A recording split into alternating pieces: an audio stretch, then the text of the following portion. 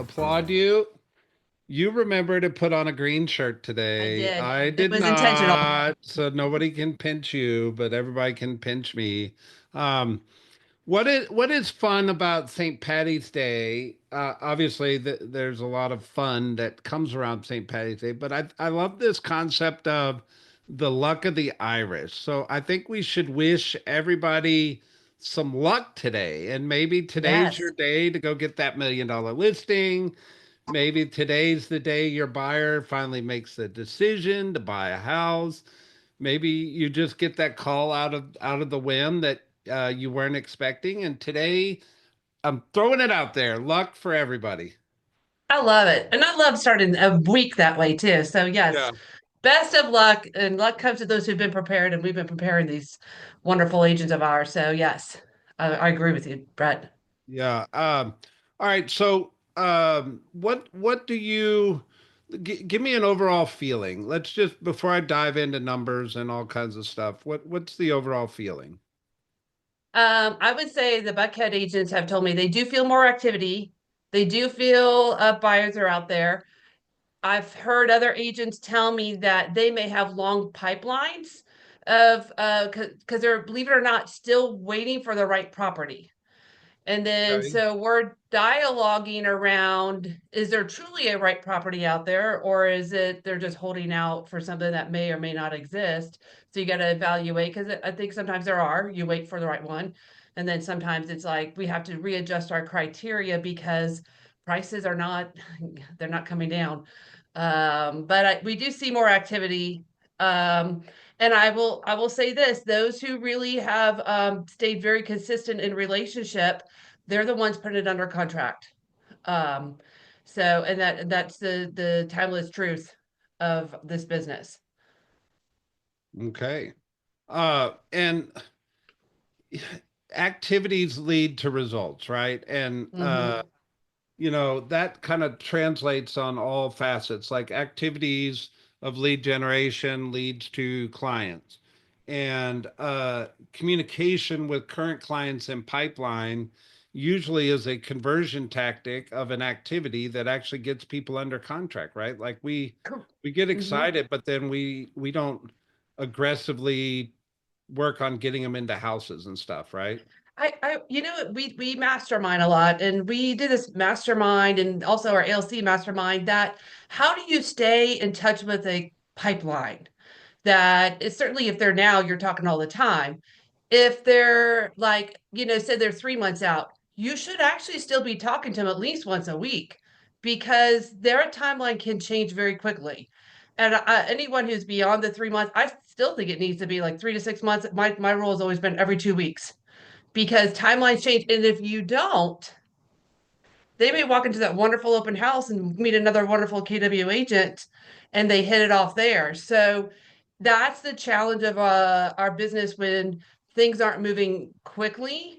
The skill to still stay in touch, maintain relationships with your pipeline, add to your pipeline because you got to see how fast that pipeline is moving. And if it's not moving fast, you need to add to it while working the clients that you have at this moment. So that would be my, I guess this is turning a little bit of like, how do you do business in today's spring market? Keep that Yeah. pipeline going. So, So speaking of spring market, let's hit the numbers real quick. So in Fulton County, 1,043 property new listings came on the market last 7 days. We have broken the thousand number. Um, I think this is really, really strong. It speaks to spring market. It speaks. I mean, you can just look at the number as it escalated from January to March, and people are starting to put their houses on the market for the spring.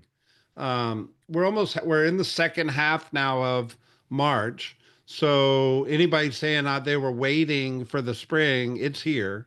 mhm. So they should be popping. 129 went under contract in the last 7 days.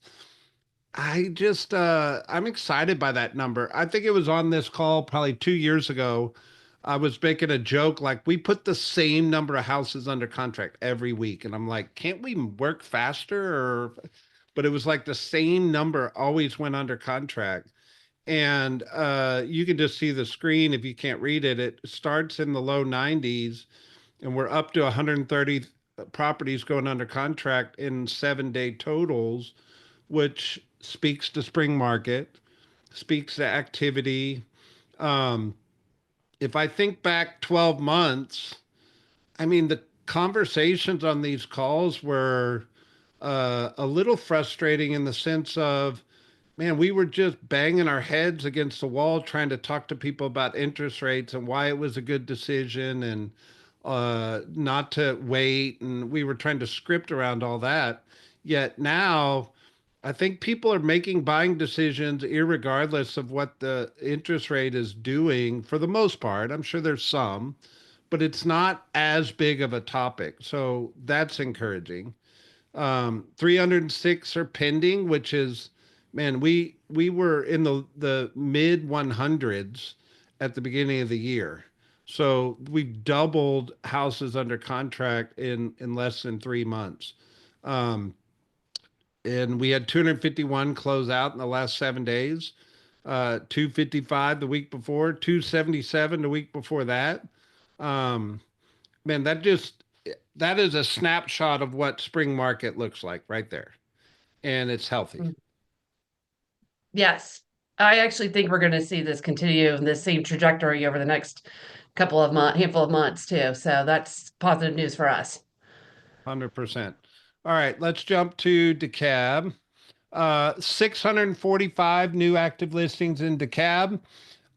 Same number. Like it started in the 400s. We're in the 600s now.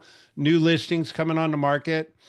Inventory, we're going to talk a little bit about inventory and some potential disruptions here in a minute, but inventory is a really, really good thing for us. And you can go back a year, 2 years, and we were like screaming for everybody to go out there and list houses because we didn't have enough inventory. It was multiple markets, all that stuff. And now we're putting the listings on the market and in a good rate. So I'm encouraged by that.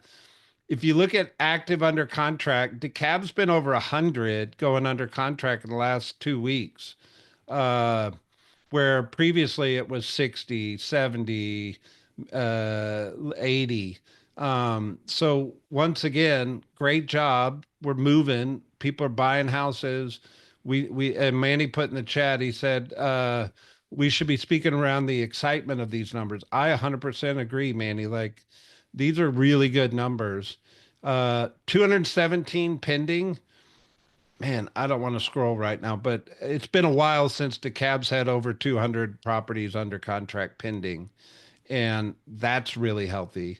And then 148 closed out the last 7 days with 167 and 154 the weeks prior.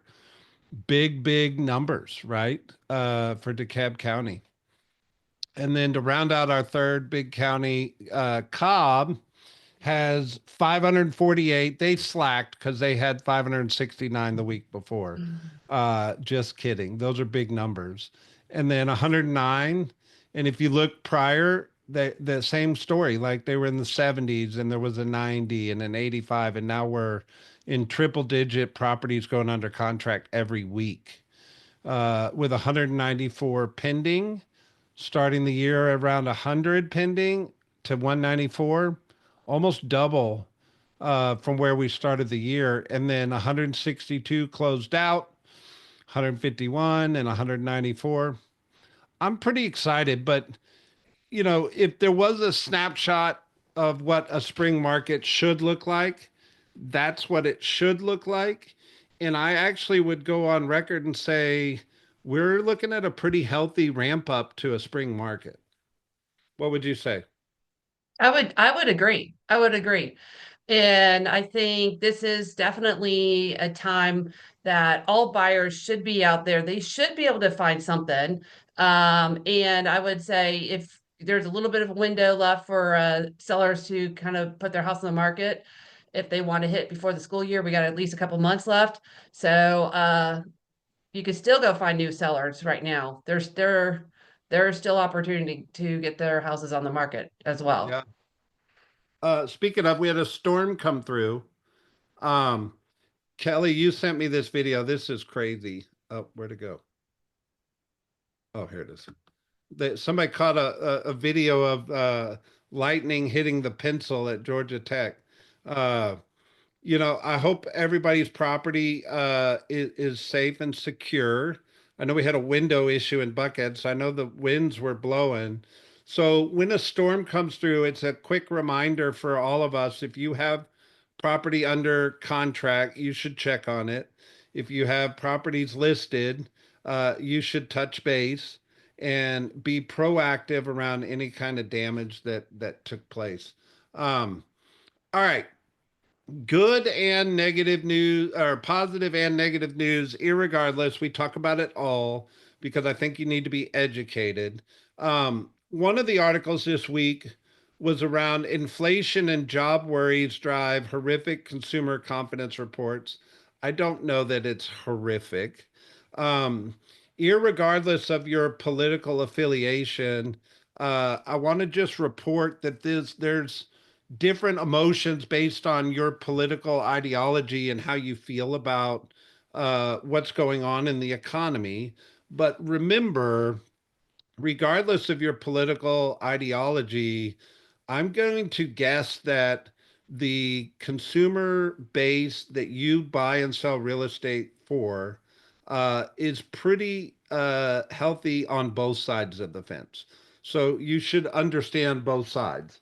And what it says is Republicans are less worried about the future compared to Democrats and independents, but consumers from all three political affiliations are in agreement that the outlook has weakened since February. So there's been some things going on the political stage that's creating a little bit of consumer confidence shaky. And it's important to understand, what does that mean? Well, remember, inflation was really high. The Fed continued to raise the Fed rate over the last 12 to 18 months to bring inflation down. We got down below 3%.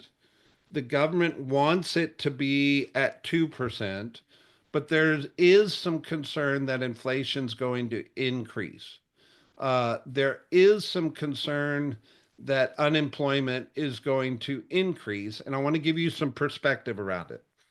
So, the University of Michigan, this is kind of the big bullet here, is the University of Michigan surveys consumers every March. So we have this new consumer survey that just came out that showed Americans expect inflation to surge to 4.9. So if you remember, inflation was high, like double digits high. And they have brought it down to below 3. And if inflation was to surge to 4.9, uh, what does that mean for us? I think the first thing it means for us is I would not have any expectation of interest rates coming down very much at all.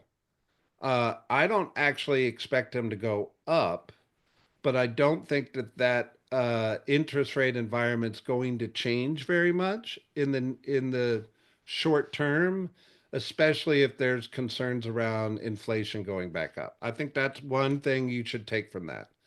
Um, and then the second big talking point in this article, and then Kelly, I want your comments, is there's a expectation of unemployment to increase. Now, I want to give perspective. So in Atlanta, in December 2024, unemployment was at 3%. So the government believes a healthy unemployment rate is below 6%. So if we're at 3%, it's basically what they consider to be fully employed, meaning there's not a lot of people out of work. But let's say unemployment went from 3 to 5%. Um, yeah, that could affect things because in real estate, to buy real estate, you have to have money to put down, a good credit score, and a job. So if people were to lose jobs, of course, it could affect our industry. But remember, going from 3 to 5% is such a small segment of the population. You may or may not feel that. But the economists are going to talk about it if we go from 3% to 5% for sure. I don't think we're going to 12%, which is where it was when the pandemic started. And we've been under 6% since October 2020. So if this moves, what the comment I make is we could probably afford to give back 2% unemployment, which is not great if it's somebody you know that lost their job, but economically, it's probably okay. What do you think? And that and of course it's never good when it's you or someone you know who loses their job. I think that's why they also feel like if we do have the unemployment happen, that's not going to cause interest rates going up. We're going to keep our interest rates lower. So those who are fully employed, in a sense, that's what allows interest rates to stay low. Additionally, I'm in agreement with you in that we may not feel it very big. We will feel it in pockets, so maybe certain segments that are being touched by what the unemployment situation is going on. And yet, I feel we're so fortunate. We're such a diverse economy in Atlanta that while we may have a segment get affected by a decision or here or there, it's not. We're not just one industry.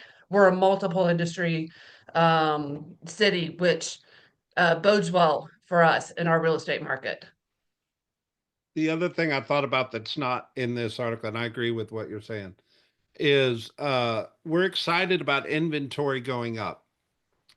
But you have to remember, we were all banking on new construction to kind of be the saving grace of inventory to take us out of this low inventory market. And there are some political ideology going on right now that will affect new construction. One being tariffs.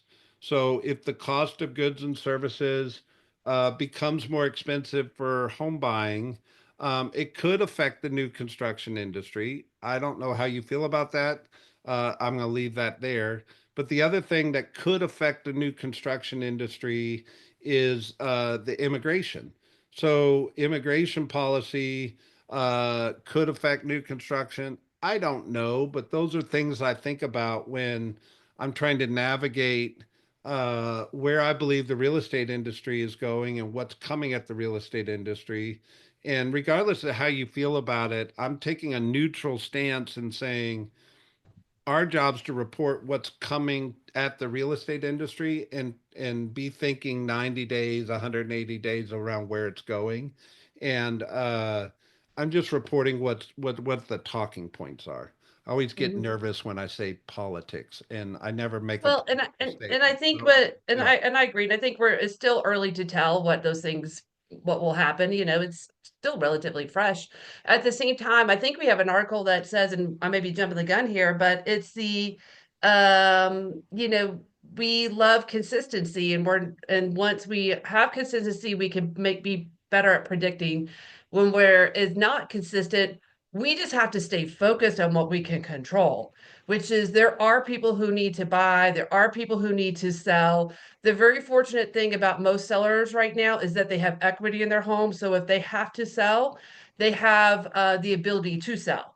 yeah, And that's where we're in our situation now. And then of course, like I said, there's people that are having to buy or want to buy, you know. So that's what we get to focus on when when things are out of control and they're inconsistent is getting our eyes back on what can we control. yep. All right, this next article, the headline says a small but growing minority think it's a good time to buy a home. This does not speak to minority in the sense that you're probably thinking. This speaks Fair to the housing, yeah. minority of the percentage. And what it says is while only 1 in 4 Americans surveyed last month by mortgage giant Fannie Mae said it was a good time to buy a home, that's up from an all-time low of 14% last spring. So if you dive into this, um, it says while only 24% of homeowners and renters surveyed last month, so it's fresh data, uh, believed it was a good time to buy. That's up 22% from 22% in January. So it's growing. But remember, a year ago in May, only 14% of the population thought it was a good time to buy real estate. So if you were on these calls last May, we were banging our head against the wall going, man, how do we convince people real estate's a great buy? How do we convince people that interest rates aren't forever?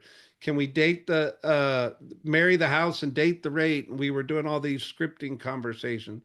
So it's not that it's fixed, if you will, but you shouldn't be having to fight that conversation as hard today that you were fighting a year ago. Meaning, 1 in 4 people believe it's a good time to buy real estate right now. I don't think you'll ever get 100%.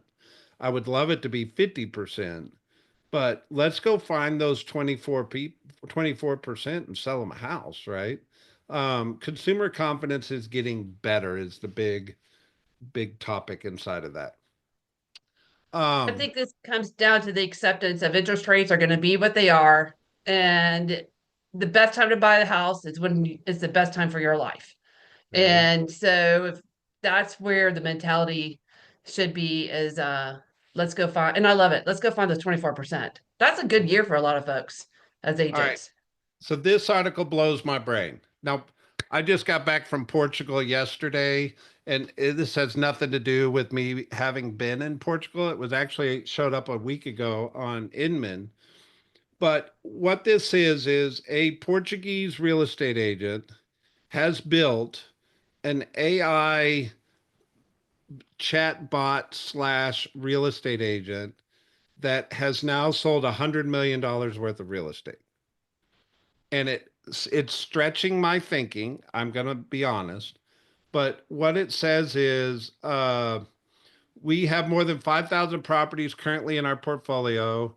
Is it impossible for a physical person to know all the information regarding these 5,000 properties, but it's not impossible for an AI agent to do so?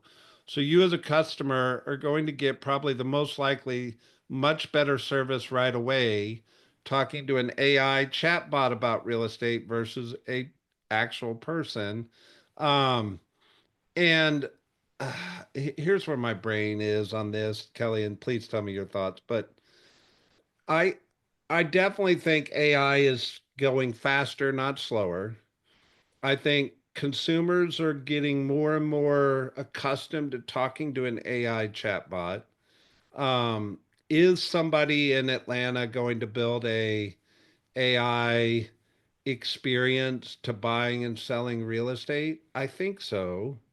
I believe so. I would predict so.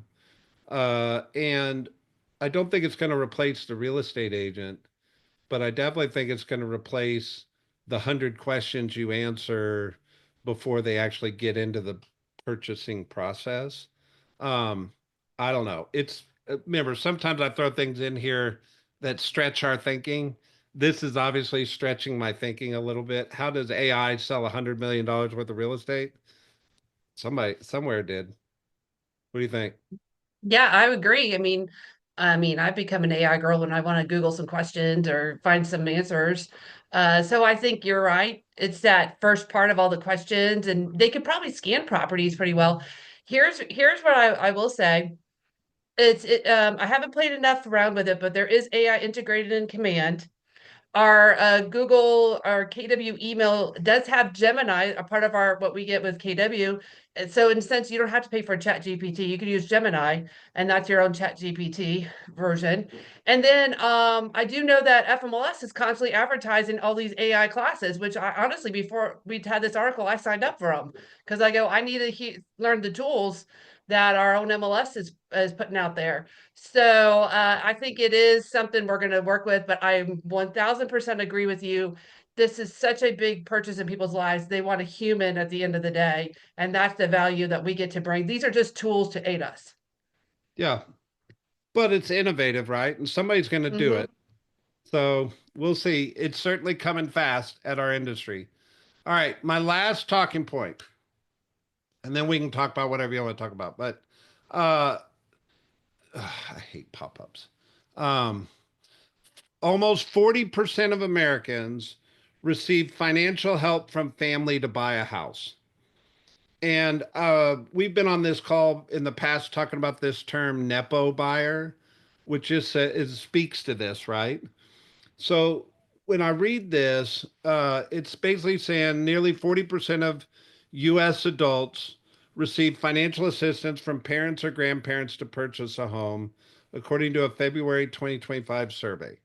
So, two things. 10 years ago, I don't believe affordability was such a topic, and I don't think family was having to help people buy houses as much 10 years ago. Today, fast forward, affordability is a topic. And the survey is saying 40% of the people buying houses are receiving some kind of financial support from either parents or grandparents or things like that. And what do I do with this information, Kelly? I think one, if I just was general in saying, man, almost every other buyer you talk to is going to receive some kind of financial support. Maybe your buyer pre-qualification should address that. Maybe there should be some extra questions you're asking of what is your cash plan? What is your financing plan? What is your cash plan? Is anybody going to support you in helping make this purchase? I don't think that would be inappropriate to ask because if you've ever sold a house to somebody where the parent had a really strong opinion, imagine that parent putting the money down, they're going to have a doubly strong opinion. So it would be wise to know. The other thing I thought about was, man, if I was doing a first time homebuyer seminar today, I absolutely would be talking about this inside that seminar or even inviting them to bring their parents to the seminar or something along those lines. Because you can't ignore this kind of a stat. And, this is just how America is navigating affordability right now, I think. What do you think? Yeah, I read that too, and I was that person because like my parents were like, "Go to college, good luck," and then it was on my own because that was the tradition of my era. So I have to change my mindset around this too. Understanding when you read through the article, it says that the financial support also includes when the child moves back into the parents' basement, and that allows them to save money. So I guess that's good parenting if you actually make your kids save money during that time, not just, you know, get free rent and have a good time. So that would be wise. And I would say I completely agree with you. This should be a question. It's always actually been a question when I worked with buyers that is there any other important decision makers that I need to be aware of? Who is going to help you in the buying process? And you do need to know if there's going to be financial assistance. I always ask how much is the down payment and who's providing that, just very basic questions. I think that's normal. And I actually don't think it's a bad idea because I've had friends whose parents were also really wise. They said, "Hey, I'll buy you a house instead of save for your wedding fund." And then when they was time for the wedding, they sold the house, and that more than paid for the wedding. And I think there's so many ways to invest money and to get into the housing market because you have to get in now, or else it could delay your opportunities. Yeah. It's just something to be aware of. The last thing I just wanted to make mention of is this topic. There's a couple big topics going on in our industry. One's around clear cooperation. I think we'll punt that one to next week.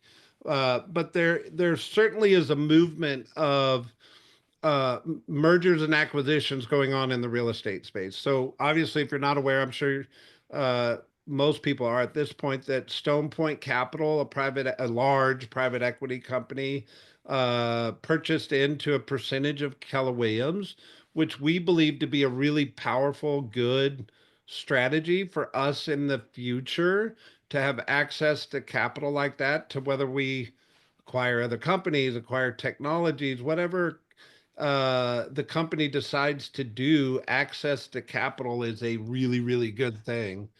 But you got to realize it's happening all around us now. So I read an article where Rocket purchased Redfin. I read another article where Compass was trying to buy Berkshire Hathaway. And then I read a second article where Berkshire Hathaway said lies, lies, lies. There's got to be some truth behind all that somewhere, but it's certainly a moment in time where consolidation and big business is making moves. And I'm really encouraged to know that we're inside of that. And that partnership with Stone Point Capital, uh, I believe to be a really powerful thing for our agents going forward. So I'm excited about that. Anything you'd add to that, Kelly? Oh, I agree. I'm so excited about our partnership. I think the access to capital to continue to add more tools to our agents is just going to be amazing. And I am so grateful that it was so well vetted before anything was signed on. So I know you get all the inside scoop, Brett, and so we look forward to hearing from it as you continue to talk to. You're talking with the CEO, I think Yeah, you I'm said on the so. call tomorrow with the CEO, and I'm asking myself, what's the big question I should ask him? So if anybody has any great ideas, please send them. Um, but it's everybody I've talked to that's met with them or met with our new CEO is telling me how excited they are. So I'm excited for that opportunity tomorrow. So I will report back. All right. Awesome. So everybody off camera, I'm assuming it's because you're not wearing green Mm. on St. Patty's Day. But if you are on camera and you're not wearing green, here's your pinch. Ah, there you All go, right, there you go. Danielle. All Look at right, there y'all. you Look at go. I y'all. see it. I see all the green now. It's Go take the so luck of the Irish and do something with it today. Have a good one. amazing. Good Bye. day. Bye.